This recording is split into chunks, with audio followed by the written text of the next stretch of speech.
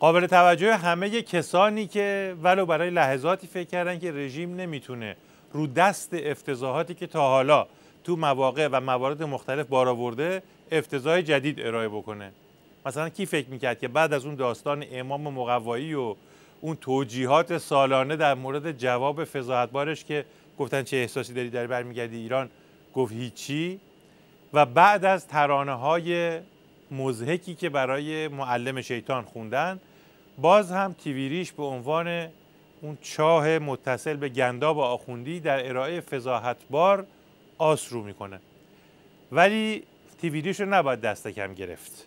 از لومپنی ترین بازی ها جلوی دوربین، لبخند با مرگ میونه ای نداره، ولی تو بخند تا من برات بمیرم. باز افتاد بهمن هاشمی.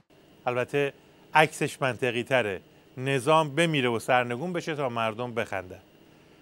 تا تولیدات مضحکی که میخواستن امامشون رو از کارتون مقوا به مقام قطب‌نما و جی پی اس و اینا ارتقا بدن.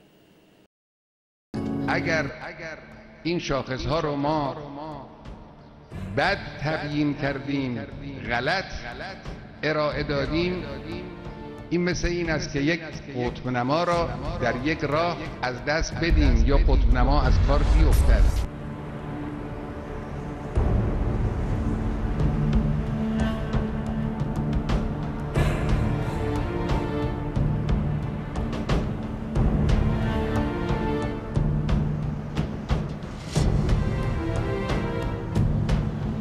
اون وقت خطر جدی خواهد شد.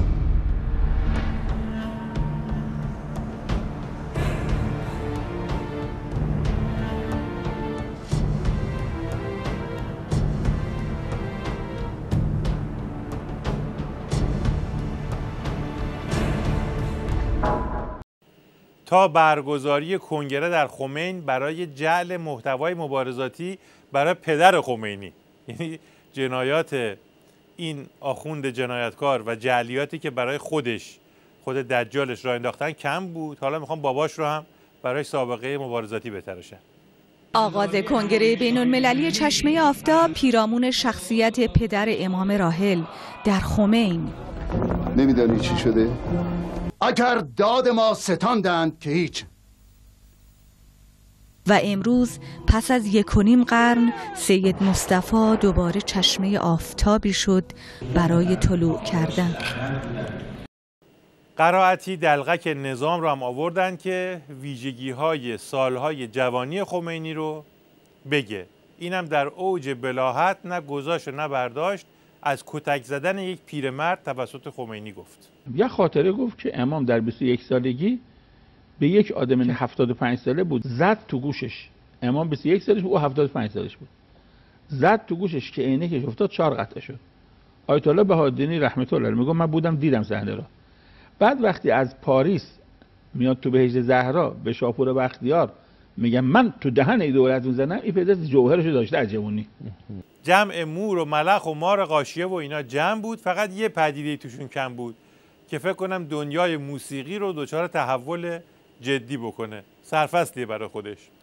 میگن بتهوون گفته بود آنجا که کلام باز میماند موسیقی آغاز میشود، ولی اینجا که موسیقی این یارو آغاز میشه فکر میکنم همه زبانها بند بیاد و کلامها دیگه ترمز بخوره بهشون. جای صحبت که زیاد هست، از شعر مضحکش تا موزیک فضاحتبارش تا اون الافایی که به عنوان نوازنده ولشون کردن تو استودیو، بعد اون ملودیکایی رو که باهاش ساز میزنن قایم کردن، تا اون حالت عرفانی نظامی خواننده موقع حرکت میکروفون فنگ، تا مجری مشمئز کننده رژیم الی آخر.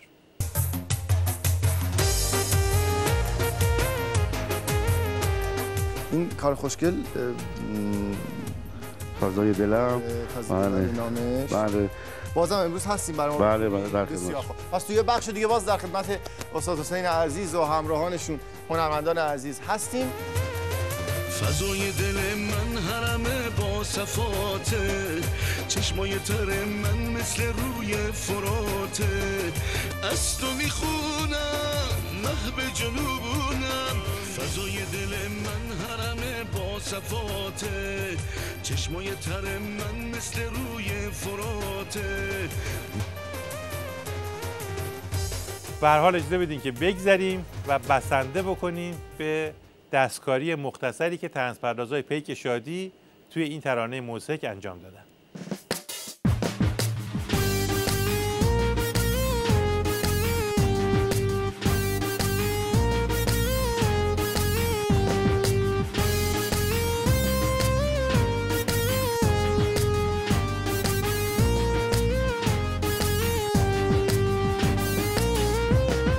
دوای دل من شبی 40 تا کبابه، دل و جیگر تو بریزم توی تابه، موهامو میخوام شونه کنم حال ندارم، مثل خود عظما حال و روزم خرابه. خامنه جونم من نگرونم، پول غذامو نمیدی چطور بخونم. خامنه جونم من نگرونم، پول غذامو نمیدی چطور بخونم. دوای دل من شبی 40 تا کبابه، دل و جیگر تو بریزم توی تابه، موهامو میخوام شونه کنم حال ندارم، مثل خود عظما حال و روزم خرابه.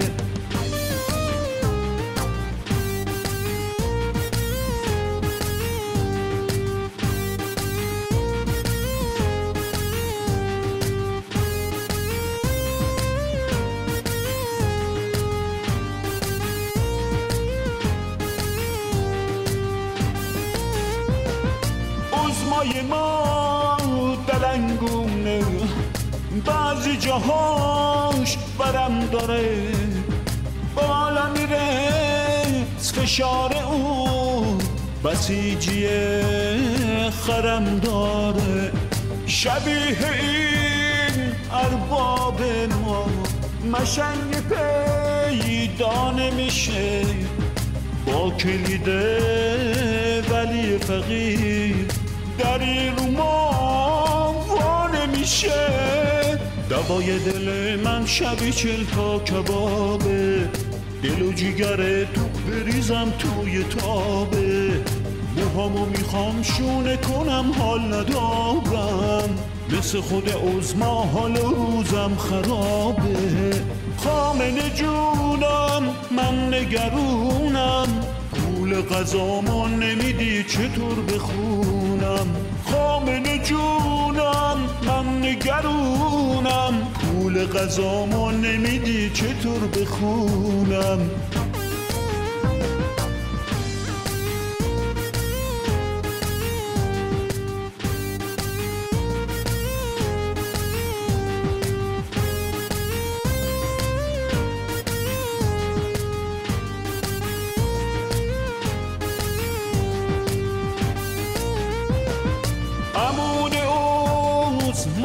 کجیش شهره به خلق عالمه، خم شده و شکسته است به زیر پاهای همه.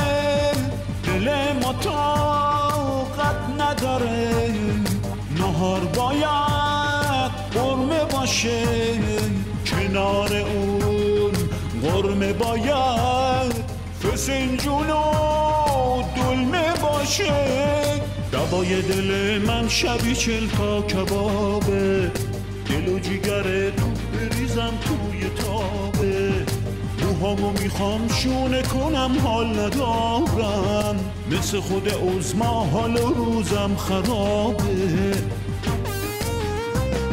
خامنه جونم من نگرونم، پول غذامو نمیدی چطور بخونم. خامنه جونم من نگرونم، پول غذامو نمیدی چطور بخونم.